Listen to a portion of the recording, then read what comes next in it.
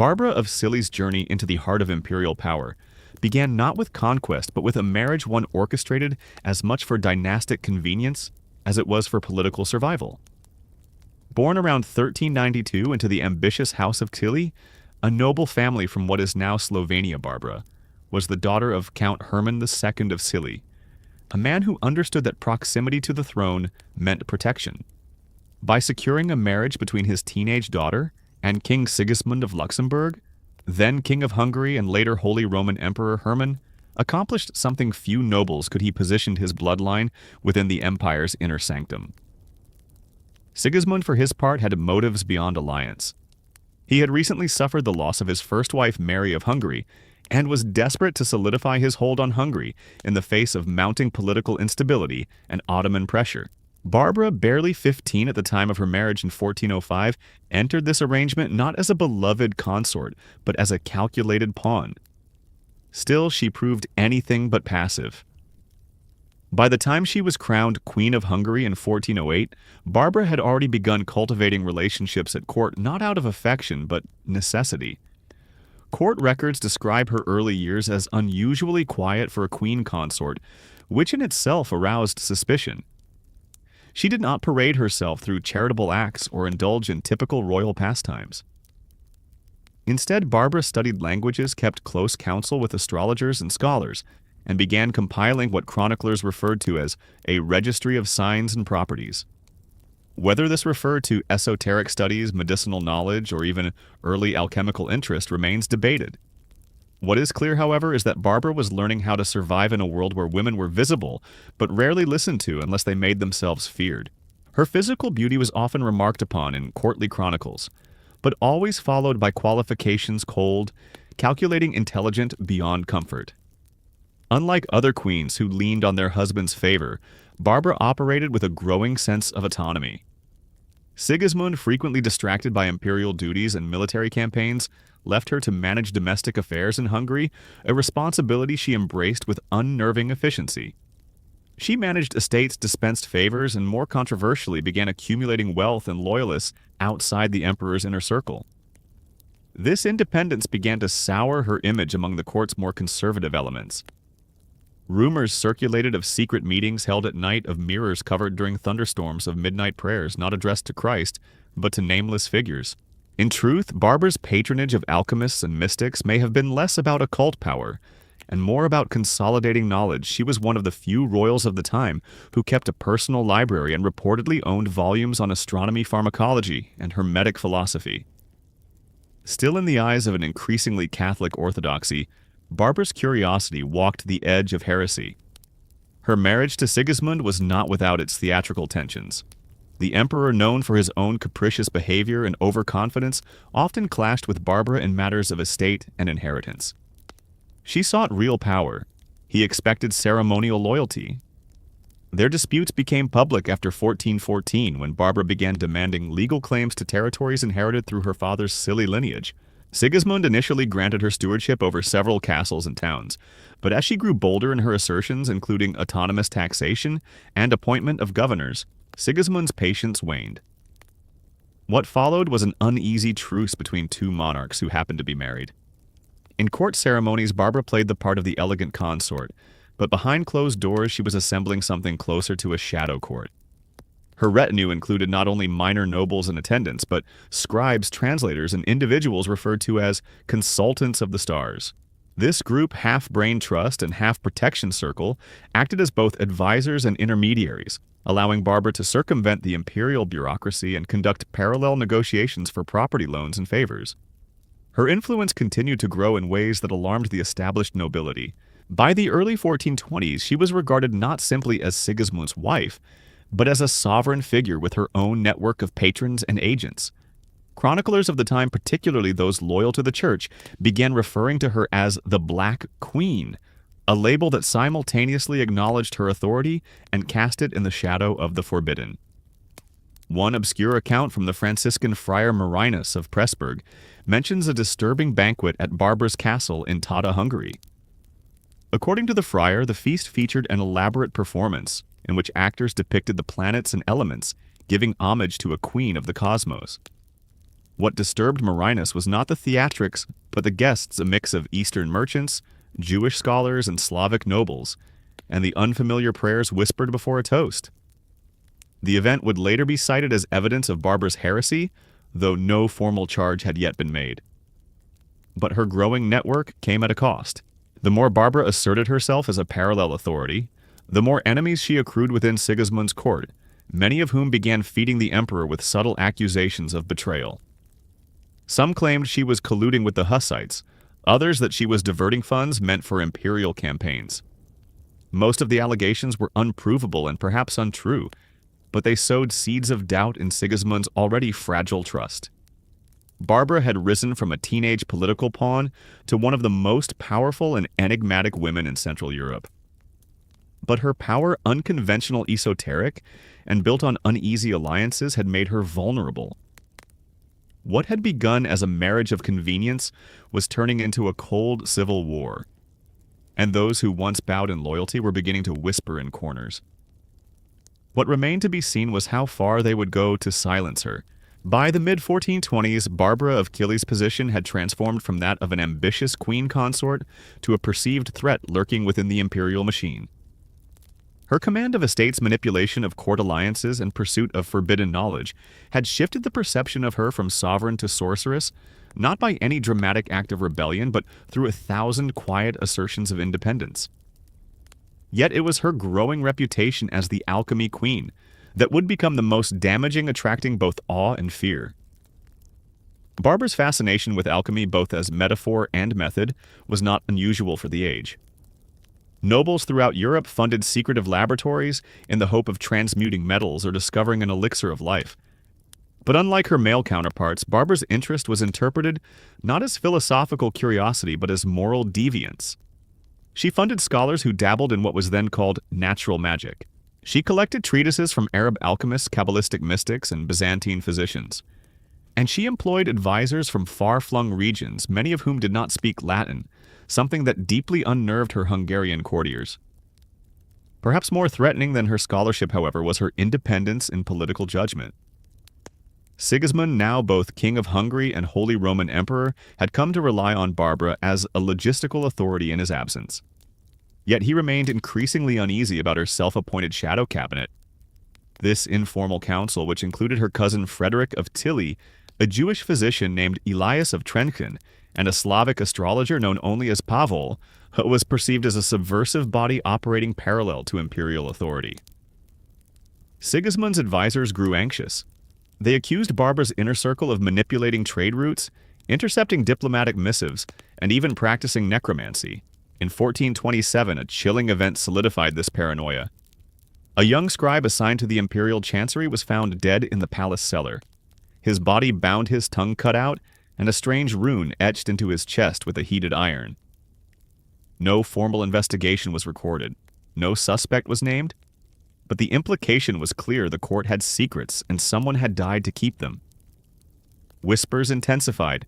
Chroniclers aligned with the Dominican and Benedictine orders began circulating manuscripts in which Barbara's name appeared, alongside metaphors of serpents, shadows, and pestilence. Some accused her of consorting with the Hussite heretics, who were then terrorizing Central Europe. Others made more lurid claims that she bathed in black oil, that her ring held poison beneath its gem, or that her library contained a grimoire said to have been penned by Simon Magus himself. The irony, of course, is that Barbara's political instincts were not mystical but pragmatic. She sought information wherever it could be found, including from scholars outside the Catholic sphere, because she was attempting something rare for a woman of her age: to shape policy, not just influence it.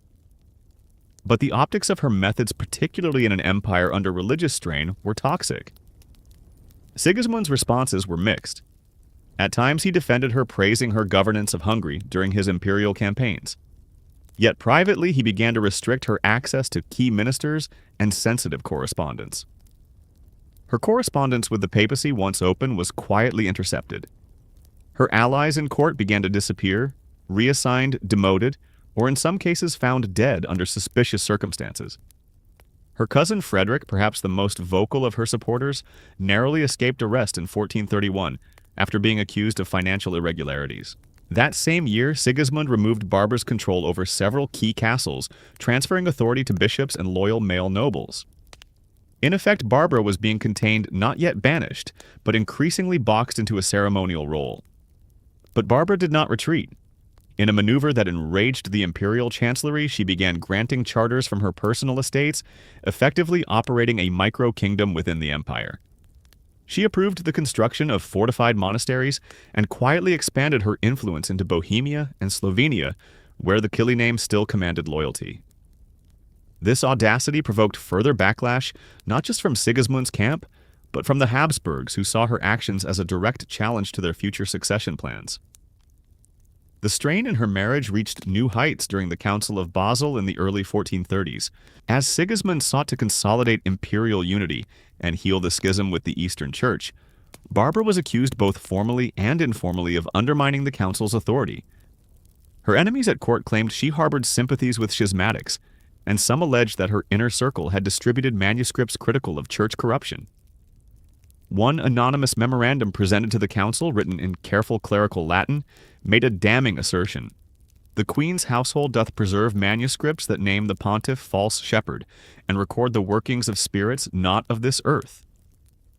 While there was no proof that Barbara had authored or even read such texts, the accusation stuck. It was around this time that Sigismund began describing her as unsettlingly independent in letters to foreign monarchs. The label alchemy queen, once a curious sobriquet, now became a political weapon. What had been mere rumors congealed into doctrine. In a letter to the Bishop of Passau, Sigismund hinted that Barbara's practices bore the stink of the serpent. Notably, the letter never reached Barbara's hands. Its existence was revealed centuries later in the imperial archives. In this tightening net of fear and suspicion, Barbara turned to an increasingly defensive posture. She fortified her remaining castles, imposed strict vetting on anyone entering her estates, and hired guards not from noble families, but from Slavic mercenaries loyal to her coin, not the empire. The court viewed this with alarm. To them, she was no longer a misunderstood intellectual. She was a queen in open defiance. The emperor's court, led by his advisor Caspar Schlick, began preparing a quiet plan for her political neutralization. It was not yet exile nor yet execution, but it would become the precursor to both.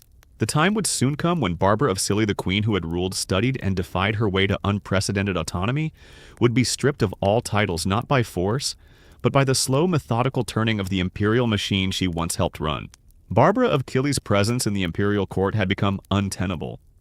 What once had been dismissed as eccentricities, her multilingual correspondences, her patronage of non-Catholic scholars, her autonomous control over estates, was now viewed as subversion.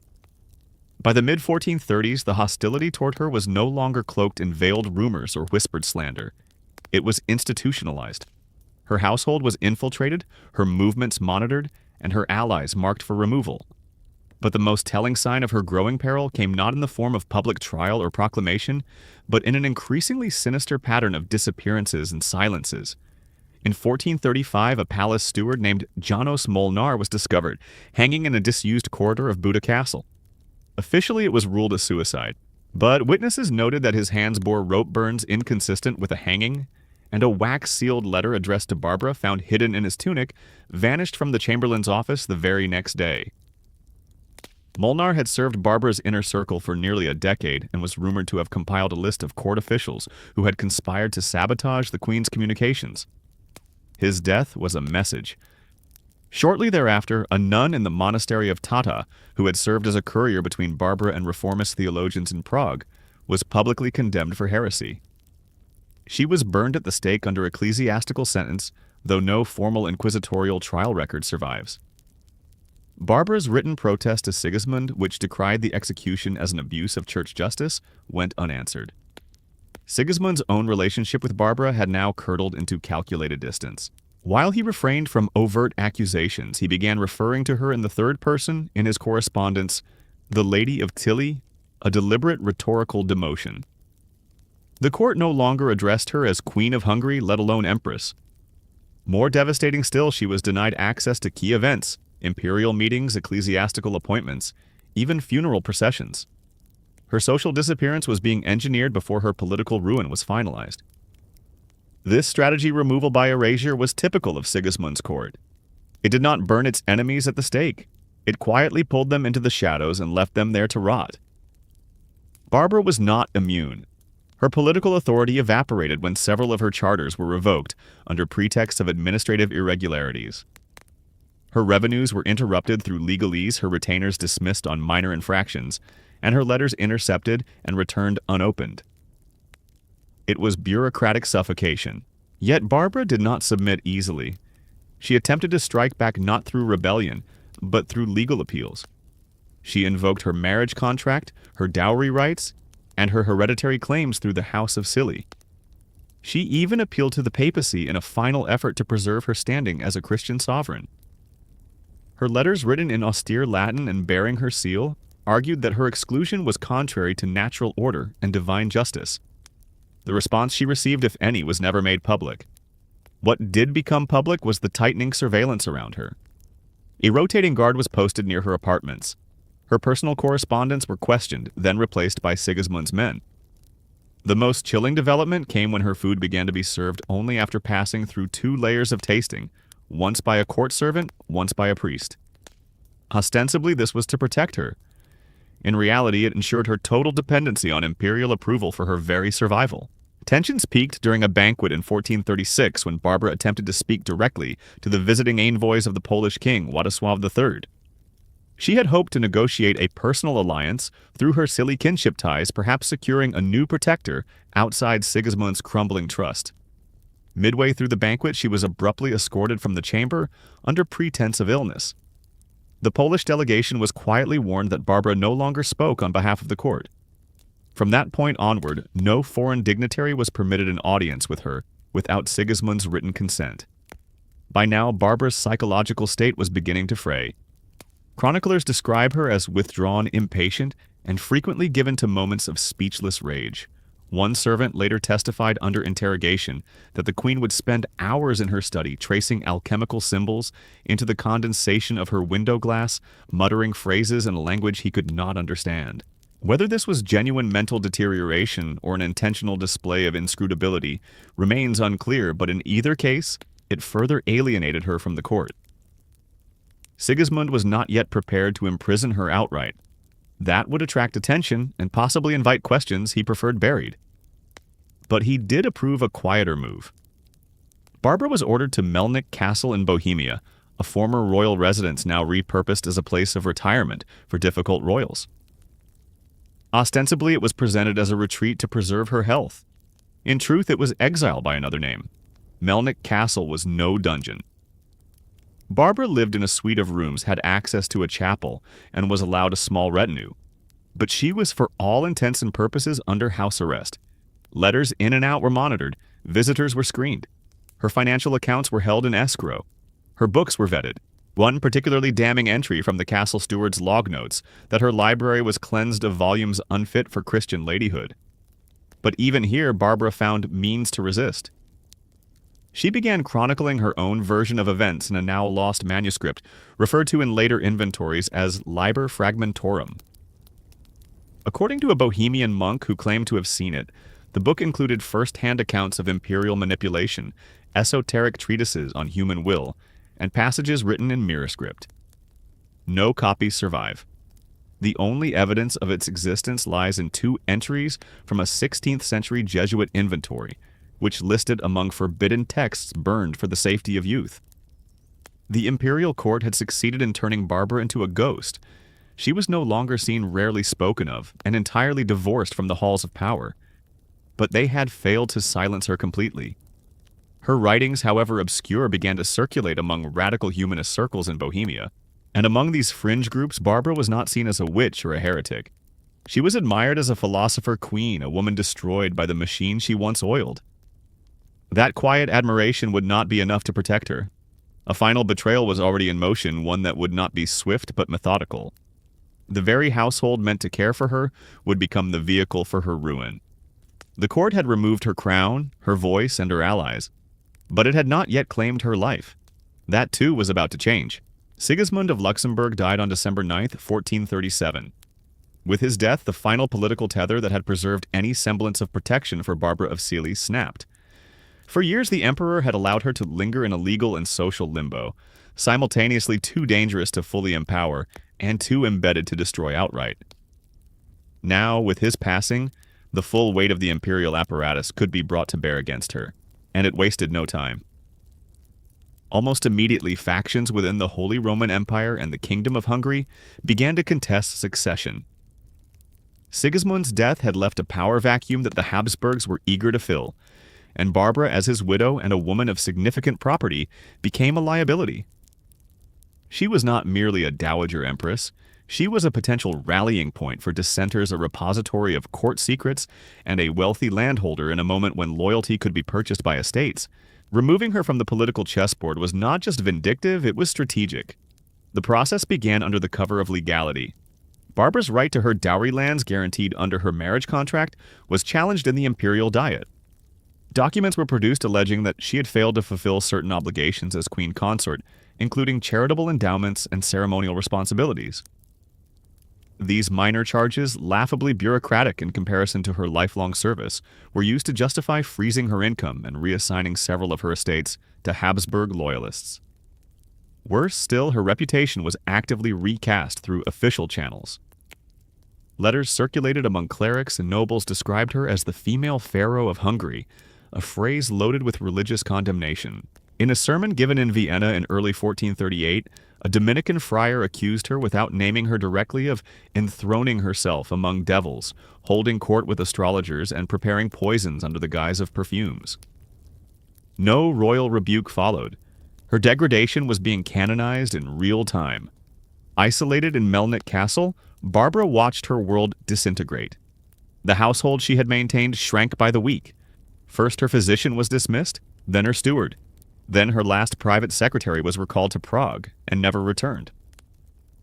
Her food supplies were rerouted through a Habsburg-controlled monastery. Her personal seal was invalidated by decree.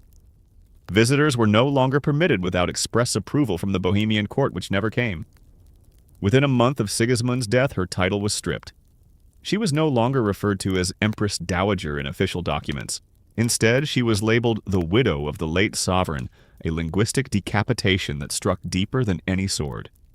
For a woman who had once issued charters, commanded loyalty from 3 kingdoms, and hosted scholars from Constantinople to Cologne, it was a living death. The psychological toll of this erasure was immense. Chroniclers note that Barbara's final letters grew increasingly erratic, in tone alternating between legal precision and near-prophetic despair. In one particularly haunting fragment, addressed to an unknown Cilli cousin, she wrote, "They salt my bread with memory and wash my garments with silence.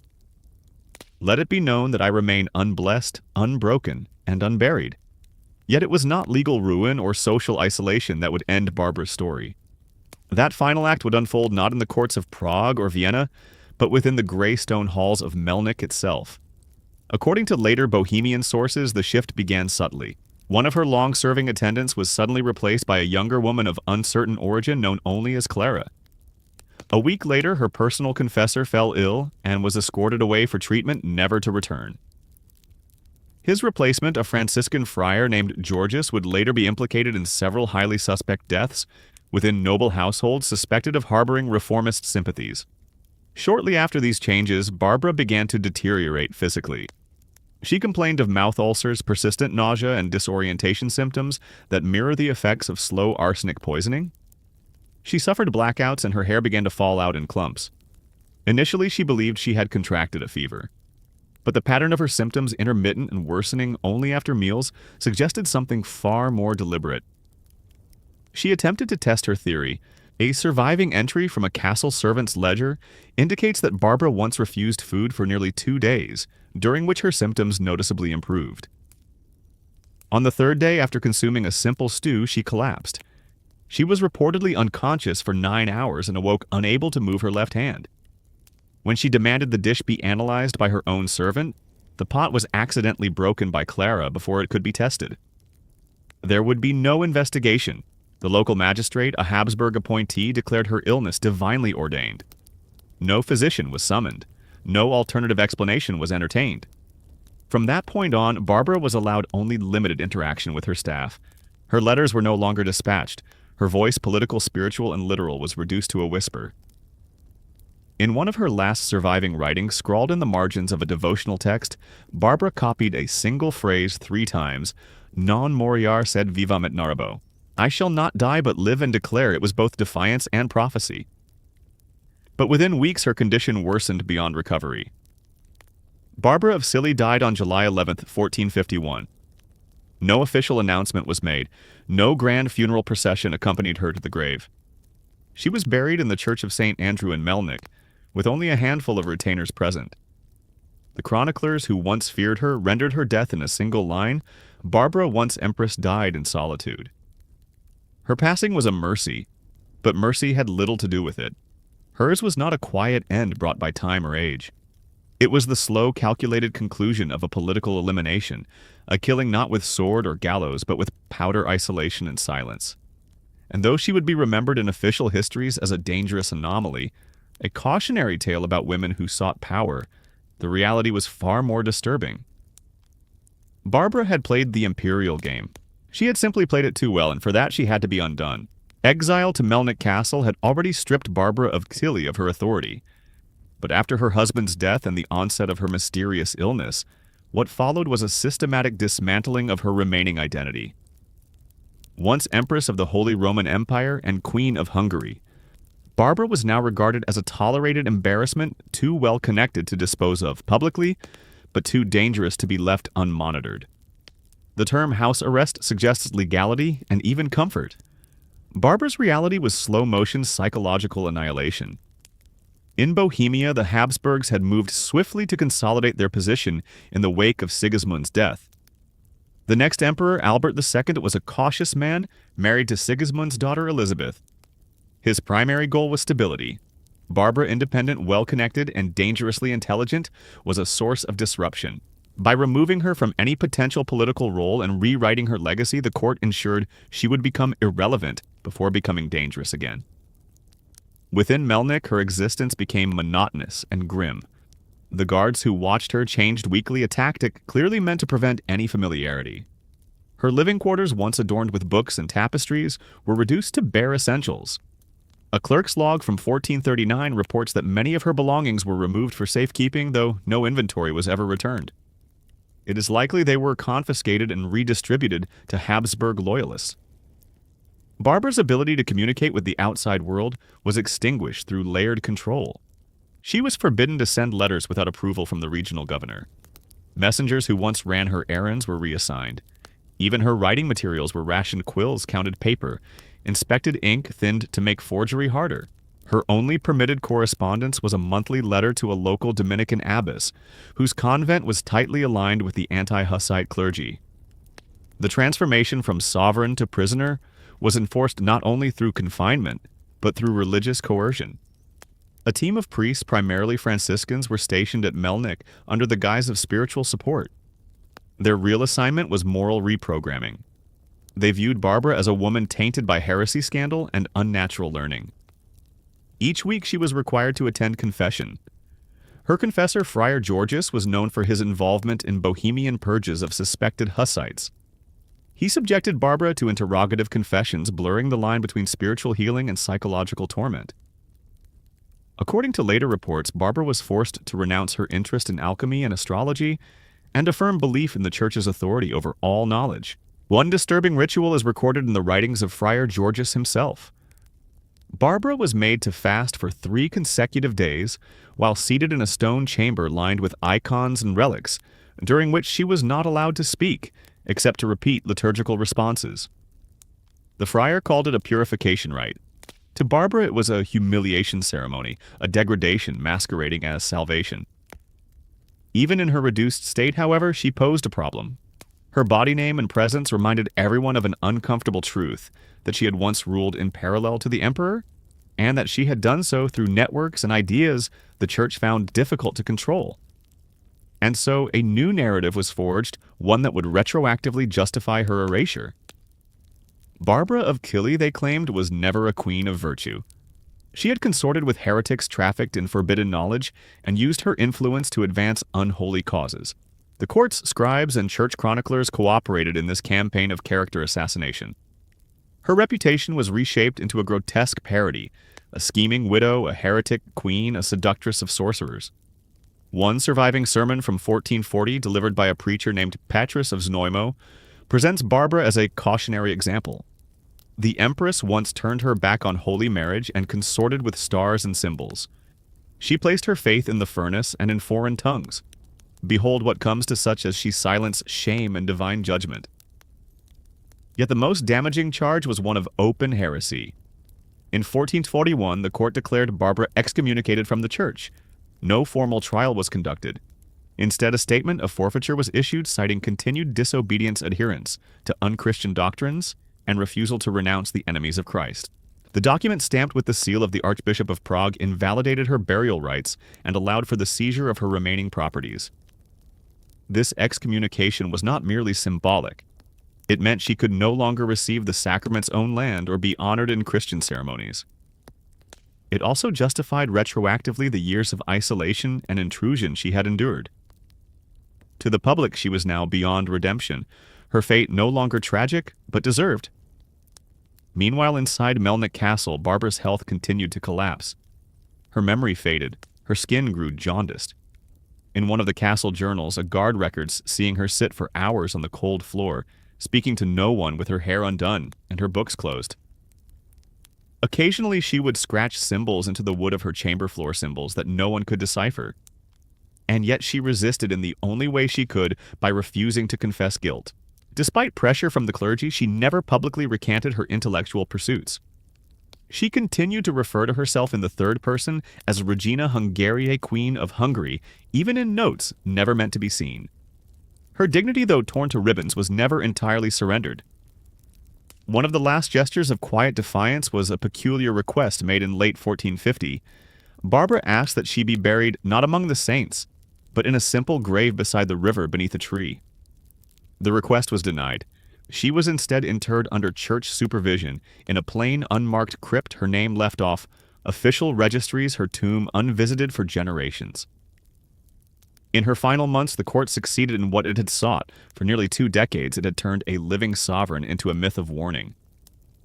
Barbara was no longer a threat. She was a symbol weaponized in sermons and forgotten in practice. But symbols, as the Habsburgs would later learn, have a way of returning when history is least prepared. For much of the medieval world, heresy was not just a matter of belief, it was a political weapon. And for Barbara of Cilli, that weapon would be turned against her with surgical precision. With her exile secure and her reputation eroding under decades of clerical attacks, the final blow came not through poison or political isolation, but through theological judgment. In the years following her excommunication, Barbara ceased to be merely a disgraced royal. She became officially and permanently a heretic. The machinery of religious condemnation had been slowly assembling since the 1430s. The accusations were vague but consistent: excessive interest in astrology and alchemy, unorthodox readings of scripture, harboring sympathies for the Hussites, and surrounding herself with Jews, Slavs, and others considered outside the church. But it wasn't until the 1441 declaration of excommunication that these scattered allegations were formalized into a coherent narrative of spiritual corruption. What made the charge so devastating was that it retroactively justified everything the court had done. The confiscation of her properties, the silencing of her allies, and her isolation in Melnik Castle could now be seen not as political manipulation, but as holy correction. Barbara wasn't a victim of a power struggle, she was a cautionary tale, a woman who defied both the emperor and God. The clerical language used to define her fate was chillingly precise. A surviving copy of the excommunication decree held in the archives of the Archdiocese of Prague refers to her as a vessel of temptation, long given to the vanities of arcane wisdom and the lies of Babylon. The document forbade Christian burial, barred anyone from administering last rites, and ordered that all of her writings be seized and reviewed for heretical content. Most presumably were destroyed. This marked a dangerous turn. What had begun as court slander now became an enforced erasure of intellectual legacy. Books from her personal library, texts on astronomy, medicine, and philosophy were burned or redacted. In at least one recorded case, a manuscript bearing her personal seal was used as kindling in a symbolic bonfire staged outside the cathedral in Olomouc. Priests gave sermons extolling her fall as divine justice for those who seek power through forbidden knowledge. Barbara's identity as an alchemist became inseparable from the myths now swirling around her name. In reality, her interest in alchemy had reflected the curiosity common among late medieval elites, a blend of proto-scientific experimentation and mystical speculation. But in the posthumous telling, her studies were distorted into claims of devil worship, soul bargaining, and demonic invocation. One especially grotesque account comes from a 15th century hagiography of St. John of Capistrano. In it, the author describes a dream in which the devil offered Barbara a mirror that revealed the future throne of the Antichrist, a clear metaphor equating her scholarly ambitions with apocalyptic sin. Though there's no evidence this dream ever occurred, nor that Barbara ever encountered Capistrano, it illustrates how thoroughly she had become a villain in the collective ecclesiastical imagination. Her home city of Cilli, which once celebrated her rise as a source of dynastic pride, fell silent. The Cilli family itself, weakened and divided after Barbara's disgrace, had little interest in defending her. One of her distant cousins even publicly supported the church's decision, writing in a letter to a Viennese abbot that the lady had grown too wise for her station. Her very kin distanced themselves from her memory. Still, for all the public condemnation, private fascination with Barbara never entirely disappeared. In Bohemia, where anti-clerical sentiment still simmered after the Hussite Wars, underground manuscripts circulated, portraying Barbara not as a heretic, but as a martyr of knowledge. One anonymous tract, De Mulieribus Doctus, written around 1465, lists her among those women whose minds shone too brightly for their times. Though written in deliberately obscure Latin and distributed only among educated circles, the work represents a nascent counter-narrative one in which Barbara was not an abomination, but an intellectual pioneer. But this underground rehabilitation came too late to save her from institutional oblivion. The church did more than excommunicate her. It engineered her disappearance from history. No stained glass commemorated her. No tapestries depicted her reign. Even portraits of Barbara that once hung in imperial residences were quietly removed or repainted. A 1473 inventory of the royal palace in Buda includes a curious line portrait of Sigismund and wife damaged removed. It does not name her. In many ways, her burial site reflected her erasure.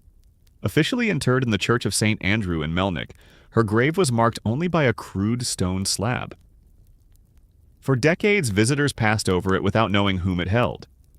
A single 17th century traveler from Moravia who visited the church and recorded its inscriptions noted that one grave bore a noblewoman's body name defaced. He speculated that it may have belonged to the heretic empress. No marker has ever been confirmed, and yet despite this attempted obliteration, fragments of Barbara's story survived sometimes in places her persecutors could not reach. Notes tucked inside bindings of unrelated books, marginalia scribbled in the corners of monastery ledgers, eyewitness testimonies collected decades later by scholars trying to reconstruct her life. These remnants defy the official version. They describe a queen who governed with precision, studied with passion, and fell not because she failed, but because she succeeded too much in ways her world could not tolerate. It is from these fragments that the truth must be painstakingly pieced together, not from the sermons that condemned her, nor from the decrees that silenced her, but from the margins she never consented to inhabit. Barbara of Cilli had been exiled, excommunicated, and erased. But the questions her life raised about knowledge power and the punishment of women who pursued both would echo far beyond the cold walls of Melnik. In the final months of Barbara of Cilli's life, the mechanisms of her slow-motion assassination accelerated. By this point, she no longer wielded authority or influence, and her very name had become a stigma. Yet within the cold walls of Melnik Castle, those entrusted with her care began to act not as stewards but as executioners in priestly robes and courtly garb. The court had determined she was no longer merely inconvenient. She was to be extinguished. The manner of her death, long suspected by historians to involve deliberate poisoning, was not an act of sudden violence, but a slow, practiced ritual of erosion. In the years preceding her demise, she had been subjected to a gradual regimen of food, tainted with what is now believed to have been arsenic compounds possibly supplemented with antimony or lead. Contemporary sources describe her developing symptoms that are now recognizable: tremors in the hands, progressive hair loss, ulcers in the mouth, cognitive disorientation, and partial paralysis. While evidence of poisoning was never recorded by the court, the silence itself is telling. Barbara had access to physicians during her years as empress. In Melnik, she was denied even rudimentary care when her condition visibly worsened. The clerical authorities, especially Friar Georgius, insisted her suffering was spiritual in nature, a divine scourge to purge her of sin. Any appeal for medical aid was interpreted as resistance to God's will. What is particularly chilling is that the slow poisoning was not conducted in isolation. It was coordinated with a campaign of sensory deprivation and psychological attrition. Her rooms were stripped of color and texture, tapestries removed, curtains kept open to the gray Bohemian winters, candles rationed. The few books she had left were confiscated once her handwriting was found in the margins. Her request for paper went unanswered. The ceiling leaked. Her bedding was not replaced. One servant recorded that by early 1451, Barbara spoke to no one for days at a time. When she did speak, it was in fragments, repetitions of prayers twisted into questions. She was frequently found standing motionless in her chamber, her eyes fixed on the narrow window slits, muttering phrases in Greek Latin, or what her guards called the Black Tongue. Of course, there was no such tongue, just a woman reciting the wisdom texts she had once studied, before they were turned into evidence against her. The conspiracy that sealed her fate did not require new accusations or public trials. It thrived in absence in the silences between her last letters, the censored pages of her confiscated manuscripts, and the unrecorded changes in her diet. Even her remaining attendants, most of them illiterate and terrified, could sense something was wrong but lacked the means to intervene. And when they tried, they were dismissed or reassigned. Her last known ally was an aging cook named Lenka, who had served her since the early 1430s. According to a brief note in the Melnik household ledger, Lenka was removed from kitchen duty on account of excessive familiarity and replaced by a monk from a nearby priory. This monk, whose name is lost, prepared Barbara's meals for the final 6 months of her life. Her decline accelerated swiftly thereafter. Barbara's death on July 11, 1451 was described in official records with stark finality. The widow of Sigismund expired in the night, having refused sacraments. Her soul committed to divine judgment. No autopsy was performed. Her body was interred within 24 hours under the supervision of the very clergy who had condemned her. No royal mourners came, no bell rang in her honor. The queen, who once held court in Buda, Prague, and Bratislava, was buried without name, without dignity, and without prayer. And yet whispers of what had truly transpired filtered into Bohemia's underground intellectual circles. Reformist scholars, many still sympathetic to Hussite ideals, began compiling testimonies. Some claimed to possess fragments of letters smuggled out of Melnik, written in invisible ink. Others insisted that Barbara had left a final codex buried within the castle walls. Though such claims have never been substantiated, they reveal the persistence of a counter-memory one in which Barbara was not a heretic or traitor, but a victim of elite paranoia and clerical brutality. Among the most obscure and disturbing accounts is that of a former Melnik guard who many years later confessed under torture during the Bohemian Inquisition that he had seen Friar Georgius administer sacramental salts into the empress's food against her will. He claimed that Barbara would weep after every meal, whispering, "I know what you do, and yet I eat it still." The confession, recorded in shaky Latin, was dismissed as the ravings of a desperate man, but it has since drawn renewed attention among historians seeking proof of Barbara's poisoning. One final detail lingers like a shadow in the records: the absence of any official portrait or death mask. For a woman of Barbara's rank, this was an anomaly. Even disgraced nobles were often immortalized in art, if only to be defamed. But Barbara was denied even that. The last known likeness of her, once hanging in the royal palace in Buda, was defaced and painted over during the reign of Albert II. The face beneath the new portrait is barely visible now, a ghost pressed beneath layers of official history. The conspiracy to destroy Barbara of Cilli did not end with her death. It succeeded in something far more complete: the transformation of a living, thinking, ambitious woman into a taboo, a myth, a lesson. She was rewritten by those who feared her intelligence, her networks, and above all, her refusal to surrender. What remains today are fragments, a scorched seal, a rumor of poison, a blank tomb, and echoes of a queen who once tried to rule in a world that had no place for her. The tragedy of Barbara's end lies not only in her death, but in how effectively her enemies taught the world to forget her. In the decades following Barbara of Cilli's death, her memory was not simply neglected, It was deliberately reshaped into something grotesque, then buried beneath layers of omission. Her enemies had ensured that she would be remembered not as a ruler or a scholar, but as a warning. What they could not have anticipated was that the mechanisms of her destruction, exile poisoning, religious condemnation, would one day become sources of fascination. Though no rebellion was ever raised in her name, her story did not stay buried forever. By the late 15th century, references to Barbara resurfaced in whispered conversations among reformers and humanists. These mentions were never flattering in the way official court histories might be, but they were curious, sometimes even sympathetic. The notion of a queen dabbling in alchemy, resisting clerical authority, and maintaining her own court of scholars appealed to certain intellectual circles, especially those already disillusioned with the church's monopoly on knowledge. Heresy, when framed as intellectual independence, could become heroism. Ironically, the same traits that led to her downfall, the private library, the study of astronomy, her engagement with non-Christian scholars, began to align her image more with the coming Renaissance than the feudal world she had inhabited. She may have been condemned as the Black Queen in her own lifetime, but to later observers, the epithet began to take on an aura of mysterious wisdom rather than blasphemous power. Nonetheless, the historical record remained uneven and riddled with contradiction.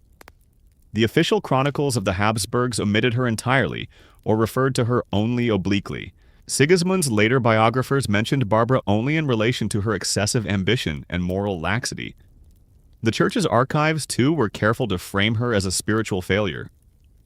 Only in the margins of other stories and letters, trial transcripts, and personal notebooks does the fuller picture of Barbara begin to emerge. One such example is the personal journal of Johannes Rothe, a Saxon priest and imperial scribe. In a private entry dated 1462, Rothe writes of a conversation with a Bohemian merchant who had visited Melnik and claimed to have seen a hidden shrine to Barbara built by local women. They said she was a queen who loved stars more than kings, Rothe wrote. They left coins beneath a tree where her grave was said to lie. Whether this was truth myth or pious invention hardly mattered. The idea of Barbara as a folk symbol had already taken root. Another account penned by a traveling Venetian diplomat in 1490 noted that the empress, once banished to Melnik, was known to locals as the Lady of Shadows. Children fear her. Old women light candles to her. These eerie details, likely exaggerated, reveal that Barbara's memory, though stripped of nobility, had refused to vanish. Like a ghost forced from the court, she had migrated into folklore. Yet no organized movement ever arose to vindicate her. No court ever reversed her excommunication. Her estates remained in Habsburg hands, and the knowledge she had tried to preserve, her library, her letters, her marginalia, was mostly lost or deliberately destroyed. Barbara's legacy was not one of triumph, but of resistance that failed just enough to be erased. But her erasure left questions. How many other women in positions of power had been removed quietly and permanently from historical memory? How many other rulers had fallen not because of incompetence, but because they had dared to act independently? And how many other crimes were committed under the guise of spiritual purification? These are the uncomfortable questions Barbara's life forces us to consider. Her downfall was not the result of open rebellion or scandalous betrayal. It was the consequence of a woman claiming too much space, amassing too much knowledge, and refusing to make herself small in a world designed to contain her. Her story also stands as a brutal study in how institutions, imperial, religious, and patriarchal, collaborated to neutralize dissent. When political manipulation failed, spiritual condemnation took over. When exile didn't suffice, poison did. And when death came, it was followed by silence. But even silence leaves traces, and in those traces, Barbara of Cilli endures not as a cautionary tale, but as a historical rupture. A queen turned heretic. A scholar turned myth. A woman whose destruction was as thorough as it was deliberate, and whose memory still flickers faint but unextinguished in the margins of history. The death of Barbara of Cilli marked more than the end of a queen's life. It signaled the success of a ruthless political tradition to dismantle power by erasing the person who wielded it. Her downfall, engineered over 2 decades and carried out without open bloodshed, became a blueprint for how courts could unmake a ruler through silent slander and systemic isolation. But Barbara's legacy resists complete burial. She was not a rebel general or a crowned conqueror. She never raised an army or issued a manifesto. Her ambition was quieter, the pursuit of knowledge, the assertion of autonomy, the belief that her role as empress should be more than ceremonial. For a woman in 15th century Europe, these acts alone were revolutionary and threatening. That threat was met with relentless calculated force by her husband's court, by the church, and by those whose power depended on her silence. They stripped her of her titles, declared her soul condemned, and ensured that future generations would know her only through the most distorted lens. Her achievements were rewritten as sins.